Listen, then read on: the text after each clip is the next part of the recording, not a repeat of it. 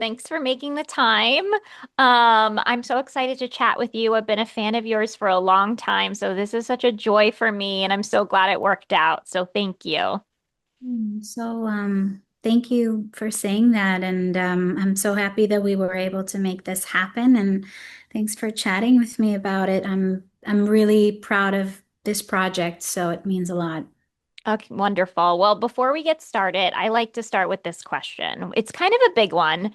But when and how did you first fall in love with storytelling, or rather, kind of understand its power to create empathy, to educate, to connect?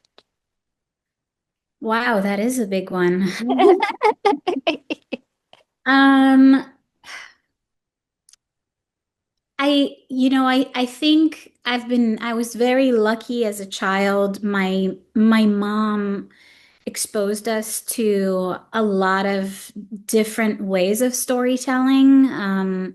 She would read to us and she would play little cassettes of, our favorite fairy tales and stories. And um, I think that really sinked into my psyche.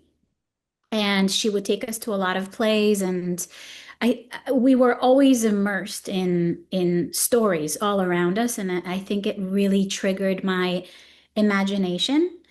And I grew up in a part of the world where, you know, we weren't privileged to a lot, and so my imagination was my way of getting out of that and being able to go anywhere, anytime, um, and not having any limitations. And I think that was my initial, falling in love with the power of stories and Mm, how they can take you from one place and kind of transport you into a whole other universe. Um, so I would say that was my first introduction to it. And then the more you fall into it, you realize it really kind of triggers emotions and um, is a wonderful tool to express yourself, and it's endless. mhm. Oh, that's so beautiful. That was so well said. Thank you for sharing that. And it's interesting too when we're children and we're kind of exposed to stories in one medium and we our imagination, like you said, triggers and it kind of widens. And then as we get older, the more kind of art we see and the more that we participate in, it kind of continues to grow. And Mhm. and yeah, it's the most magical thing, I think, in the world. I agree. It's play. It's what we are supposed to be doing as human beings on this earth is to play and enjoy all the amazing things that are at our grasp. And I don't know, for some reason, as we grow older, that's dimmed and we're not as encouraged to be as playful as we once were.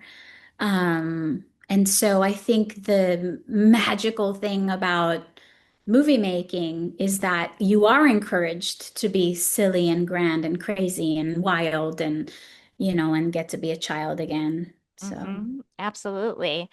Okay, let's talk about BAU, Artist at War, which releases theatrically on September 26th. So soon. This film is incredibly special. It's profoundly beautiful.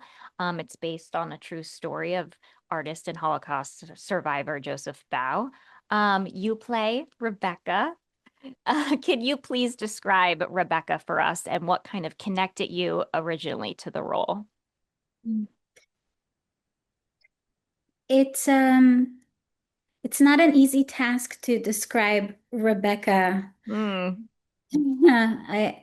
I think she's grander than probably any character I've ever played. Uh, because she's a real person and who survived some of the most horrific times of our history, and with that had such levity and light and an incredible sense of humor. And so I think, I was just so lucky to get to be introduced to her and then just fall madly in love with her. Um, she's a survivor, like you said. She's a nurturer, and and she's super ballsy. She was just fearless in so many ways. And just I keep getting inspired by her. I can't say enough. Hmm. Hmm. What a privilege to step into her shoes and then to have I'm sure that you will always sort of physically and emotionally carry her with you forever. And what a lovely thing. I think the film beautifully mixes the light and dark with life. I mean, as it also it's shot a lot of it in black and white, which I think creates an incredible intimacy. I think sometimes with black and white, we're allowed to kind of really focus in and be almost present with the characters. Um, would you like to kind of expand on that and like knowing that and how that sort of maybe did it change? Does it change your kind of preparation for a role when you kind of have an understanding that it'll be shot and present it through that lens and that will also kind of metaphorically be able to shed light on the dark and light of life simultaneously? That's a really interesting perspective. I didn't even think of that, and I think you're absolutely right. It really helps you kind of hone in. Um, and I love the choice of black and white, especially in a time when there was so much gray. You kind of had to, if you hung on to the black, you won't survive. If you hung on to the light too much, you'd be disappointed and your heart would be broken and you probably wouldn't survive either. And you kind of had to hang on to the gray. But what's interesting is that we didn't know it was going to be black and white. Mm, That was a post-production decision, which I think was beautiful and very wise. But in fact, it was so important for me to capture the true, authentic essence of the characters, because they were real people. And because during the Holocaust, so much of your persona and personality and your individuality as a Jewish person had to be concealed. It mhm. was really important for me to make sure that we kept them as true to themselves as possible. And Rebecca's eyes were incredibly blue. It was like a mixture between blue and purple. Wow. Very unique color. And I insisted on getting these eye contacts. Yeah. And we searched, my amazing producers were super on board, and we searched everywhere to find the exact precise color, because it was important for me that she popped Mm. in the dark surroundings where she was. And that really kind of was her magnetic power in that very grim and dark place. And Joseph was always talking about her eyes. So it was important for me. And they were a pain in the butt to wear. But we did it throughout the entire shoot. And then at the very end, they ended up going with black and white. But you get a glimpse of it in the ghetto before the colors change. Switch. Right. And How funny though. yeah, we always talk about how crazy that was, but it didn't matter, whatever helped us really feel as connected to the character. That's what worked. And I'm sure that wearing those contacts connected you more to her in a way where even if we didn't really see them in the finished product, I'm sure that it was, something you carried and allowed you to be more grounded in her. Abs- Um, so there you go. It all worked out.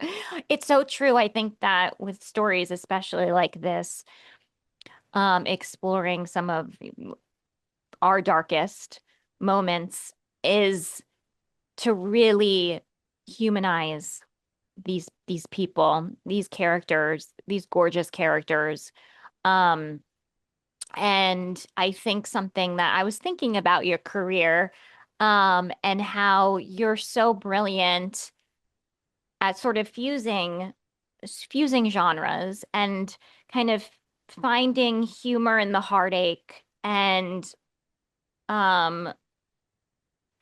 and I kind of spoke to it about it earlier. It's that this light and dark of life and how I think especially when we're younger, we really think as adults things will be so compartmentalized, Mm, that our tragedies will be separate from our joy. And that's just not life, even in our darkest moments and even in our brightest moments. And I think when you go through trauma in our li in one's life, you realize that, and it can be so jarring sometimes to feel a sadness in the joy and to feel, you know, the opposite. And I think this film really encapsulates that and your performances in this kind of really profound way. thank you. I'm really glad that that came across. And I couldn't agree with you more. I think that when someone is going through pain and tragedy and trauma, the only way to survive is to hang on to um, whatever light they have around them. They grip onto it for dear life, and I know I do, and I think that's what's fascinating in human beings and in really honest performances. And Mhm. so specifically with Joseph, who was such a prankster and was such a clown, and but in a genuine way, like he thought life was beautiful and it was meant to be enjoyed, even at the darkest of times, like you still have time and enjoy that time, use that time to laugh and to be joyful and hopeful. And that's what Rebecca loved about him so much. That's what I love about my husband. That's what I love about children. And and I think if they didn't have that, they probably wouldn't survive. Right. That's what saved them, that and their love for each other. So for me, that was a pillar of this film. It's what drew me to them, and it's what helped me portray such a, you know, terrible time in history. And it's what I'm hanging on to every day because we're still experiencing so much pain and devastation all around us. So I think that's really all we have to hang on to. Absolutely. Um, playing this character, what what will you sort of take away with you and apply on different projects? Like I assume um when you play characters that are so near and dear to your heart, that just make an imprint, that they must change you a little bit. And I can't imagine then, stepping into the next role, even if it's a completely different world, completely different genre, different character. What has your experience on this film kind of taught you about yourself creatively that you're kind of excited to continue exploring in the future? Hmm. It's a very good question. Um,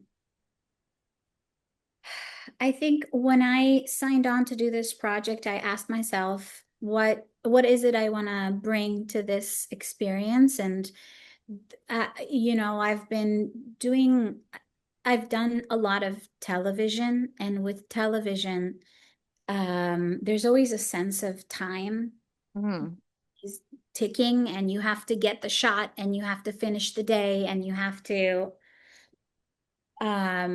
there's like time is of the essence. mhm, And mhm, whether you feel like you hit the right chord or if you were honest in your performance to the max or not, they have to move on. mhm, And with this particular project and character, time was never a factor in my mind. And my most important mission was to make sure that I'm being honest mm, and that every delivery, everything that I say comes from truth. And I wouldn't stop. I would exhaust them. I would be like, I need another one. I need another one. I didn't get it. I need another one. And when I'm watching every frame, I see it. mm, I see it. And I would like to continue that mm. search for truth. That's something I want to carry on for everything that I do from now on. Oh, what a gift. Hmm. What a gift. Also, too, I think as a reminder to yourself, it's like I think it is so hard to your point when you are on certain sets and it's not like not bringing anyone down here, sometimes it's like um to your point, time is of the essence. And there's a lot going on and it can be really overwhelming, all these factors that make up the great, end result that we get to see and enjoy. And Hmm. to sort of remember how it felt for you in your body, in your mind, in your soul to like have that all melt away like it did on this project and just be in that different reality of just complete and utter honesty. That is like the dream, It is, and it's not always possible, like you right? said, not always in the right surroundings, and when you also have to take to consideration, if I'm working on something that's completely fantastical and out of this world and silly and then maybe being so strict and method wouldn't make much sense. But for this particular project, it really introduced me to um like I had a responsibility. Right, right. Something like most outside of yourself. Yeah, it had Yeah. a heavier weight to it. There was Mm-hmm. no, there was there was no way I could come to the director or the producer and say, I owe them more than that. And they would say, oh, but we have to, lunch is in, they, everyone agreed. Everyone's heart Right, was in the right place. They right. all really wanted to do it justice. So I was lucky in that sense. And we all felt safe Mm. to do the best. Oh, love it. I love it. That's feeling safe to do the work. That's the most important thing. Absolutely. I want to talk also, in addition to your, all your on-camera work, you are also an entrepreneur, you're an ambassador. Um, how do Tell me like how these other facets of your life fill your cup in different ways and what you're kind of excited to continue exploring in all those other directions. Hmm. Um, I will say I'm a person of creation, so I'm I always get inspired by different things, and to me telling stories fills my cup, and giving back fills my cup, and spending time with my friends fills my cup, and traveling fills my cup. And there are so many different ways that I get to explore different facets of my personality. And I've been very lucky to get to do that and still have the energy to do more. It just depends. It depends on the time. It depends on the climate of what's going on in the world. I get attracted to different things. Sometimes music becomes, my biggest inspiration. And then sometimes I just want to focus on writing, or being in front of the camera, or, you know, creating a new collection for a clothing line. It's so spread out. But to me, it's all creative and fun. And as long as it gives me joy, then I will continue to do it. Um, yeah, that's my mission, is just make sure that it gives me joy. Oh, I admire that so much. I don't know if it's because I'm a Virgo or like what it is, but like I have a really hard time not to like be allowing myself to be kind of pulled in all these like creative directions. Hmm. Um, and it might be the like, I don't know, like I feel like I might have an issue with focus, but I really admire that. And it's just, it's incredible. Well, this has been lovely. I don't want to take up too much of your time, but I'd love to end on just a really fun little rapid fire segment we call sweet and sour because we're cherry picks. We got to be on brand. You can interpret sweet and sour however you'd like. Doesn't have to be like, necessarily sweet like to taste, but however you'd like. Um, sweetest role you've ever played. Aw, probably Eve. Oh, she's the sweetest. Sweet. She gives you a toothache. She It's really does.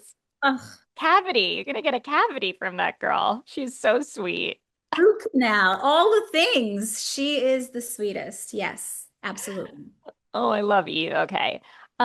Most sour time of day to shoot. Ugh, to shoot. Yeah. For me, the most sour time to shoot is in the cold. I Oh, shrivel up, and I can't function, and no one's happy around me, because I'm just get it over with. That's me when I'm cold. okay. So like the old question of like, would you rather be hot or cold? Clearly, you'd rather be hot.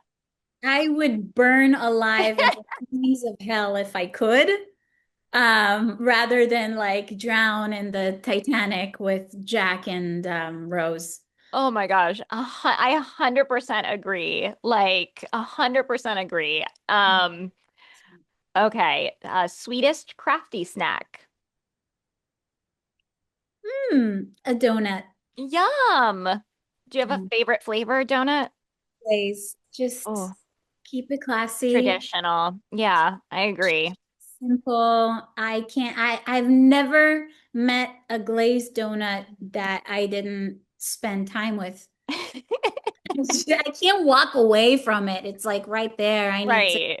get to know it better, and Hmm. make sure it's well taken care of. I'm getting the Don't attention. want to hurt its feelings. Oh, it's just there to make your day better. A So 100%. 100. Oh, you're making me hungry. Okay. Most sour part about saying goodbye to a character. everything. I Mm. hate saying goodbye to characters. I love them.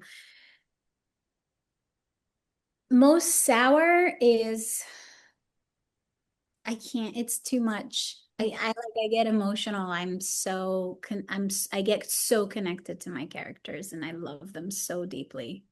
So Mhm. I see that though. I see that through your work. I Mhm. see that you're so connected with the characters that you play, and I have to say you do it on every scale, whatever the project is. Um, whether you have that time to simmer or the clock is ticking, I see it. I see that kind of connectivity. Um, okay. Sweetest note from a director or a collaborator? Hmm. Wow. Or yeah, like anyone, any sort of creative. It could even be outside of the film and TV industry. If it just sweetest Hmm. creative note. Um, so many come to I mind. know it's hard. I will say Tom Alice once told me while we were filming a scene in Lucifer, and I was being so hard on myself. I was like, no, that wasn't honest. I did that was fake. I was faking it and I couldn't get there. And in my head, I had my own way of wanting to do it. And I'm very hard on myself. And after the fifth time, I went to the director and asked for another take. He pulled me aside and he's like, you are so hard on yourself. You have no idea how good you are. Oh, And it was the most honest thing. Like he wasn't like frustrated with me and just wanted to get out of the scene. He right. was like he looked at me in the eyes and he was like, "Oh, you poor thing. You don't even know how good you are. Like Right. that's sad to me. Like you're amazing." And it was so lovely to receive such Hmm. a lovely note from such a pristine actor. I mean, I have so much respect to him and he's so talented and I needed to hear that and I'll never forget it. And it was very, very kind and sweet of him Oh, to I say. love that. I love that. Okay. Most sour part of the industry you'd like to see improved. The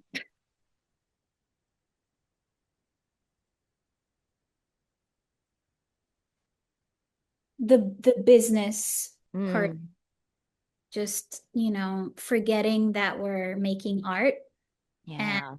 the focus on making money and selling and making sure that people show up to the theater and click the button and watch the show. Like if you just make a good show and you make artistic choices, y people will watch and people will come and people will pay attention. And if you keep focusing on trying to sell and making money, you'll never make anything good.